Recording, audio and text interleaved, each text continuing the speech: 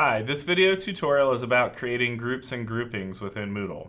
First of all, click the course that you'd like to put groups in. Click Course Management and then go to Groups. First of all, I'm going to show you how to auto-create groups. So if you just quickly want to create some random groups, this is the way to do it. Go ahead and click Auto-Create Groups in this Group section. The naming scheme is the way that it's going to create groups, because what we're doing here is we're actually creating multiple groups. So group at is going to create groups A, group B, group C, group D, whereas group hash would create group 1, group 2, group 3, etc. So both the at and the hash symbol are used to create variables here so that you can have multiple groups created. So let's just call this, for the sake of demonstration, discussion group number. So we're going to get, when we're done, discussion group 1, discussion group 2, discussion group 3, etc. Auto create is how you want to create. Do you want to create a certain number of group, or do you want to create groups with a certain number of members? I'm going to create number of groups. So I've decided I want to create 4 groups. So I'm going to put 4 in here. So I'm going to have 4 groups that are going to be discussion group 1, 2, 3, and 4. These settings should be just fine. You just want to have students selected here, and you want to allocate members randomly. And then finally, you want to create a grouping. Now, a grouping is a group of groups, and it's very important that you put your groups in a grouping or you won't be able to use those groups. So I'm just going to call this grouping discussion groups. Now I'm going to click Submit, and you'll see now I've created groups. I've got group 1 that has these students in it, discussion group 2 that has these students in it, discussion group 3 that has these students in it, and discussion group 4 that has these students in it. Now if you click Groupings, you can see that I have the discussion groups created here, and it shows me that in this grouping is discussion group 1, discussion group 2, discussion group 3, and discussion group 4. When I head back to the main page of the course, I can, for example, use it in a forum. So if I go to Edit Settings for this forum I've already made, and this is true across all the modules in Moodle, including assignment, workshop, etc., I can go to Common Module Settings. I could change to Separate Groups. This means that students will not be able to see posts outside of their group. And I can choose the grouping discussion groups. So now, when I look at this course, or I look at this forum, I can see that I can choose discussion group 1, 2, 3, or 4 to filter these discussion topics by. Now remember that students will not be able to see any posts from outside of their groups. Now, back to the grouping page, I'm going to click Course Management, and I'm going to go to Groups. And I'm going to show you how to create a group just on its own. So if you want to create a single group, go ahead and click Create Group.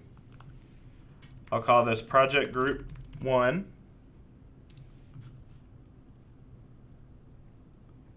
And I'll click Save Changes. Now that I have Project Group 1, I can click Add Remove Users. And I can choose the users that I want to go into this group. Let's say that I want Amy, Erica, and Ingrid all in this group. I highlight their names, I click Add, and now these students are in Project Group 1. At the bottom of the page, I can go back to Groups, and let's say I want to create another group, Project Group 2. I'll go ahead and click Save Changes, and then when I have this group selected, I can click Add Remove Users, and I can pick a different set of groups. Let's say Carol, Gretchen, and Henry are going to be in this group. See, I've highlighted their names. I click Add, and they go into that group. Now if I go back and I click back to Groups, I'm back to the home group page, you can see if I want to edit, say I want to add someone or take someone out of Group 1, I just highlight it and click Add Remove Users. And then I can either remove a user by clicking them over here and click Remove. You see Amy's gone. Or I can click Amy over here and add her back into the group. And so that's how you manage individual groups. Now I'm going to head back to groups and I'm going to show you one more thing about groupings. If I wanted to manually create a grouping, notice I have discussion groups here. All I have to do is click Create Grouping under the Groupings tab. I'll call this Project Groups. Click Save Changes. And then see I have project groups here, and if I want to add groups into this grouping, I'll click the little icon here that says Show Groups and Grouping. So since this is project groups, I want to add group 1 and group 2. So I just click Add. And now project group 1 and project group 2 are part of the project groupings. So you can see they're listed right here under project groups. Now, just to bring things full circle, I'm going to head back to the front page of this course, and in the same forum that I was using earlier, I'm going to go in and edit settings, and under Common Module Settings, I'm going to switch from discussion groups to project groups, my newly created grouping. I'll click Save and Display, and now you'll notice that project group 1 and project group 2 show up here instead of the discussion groups.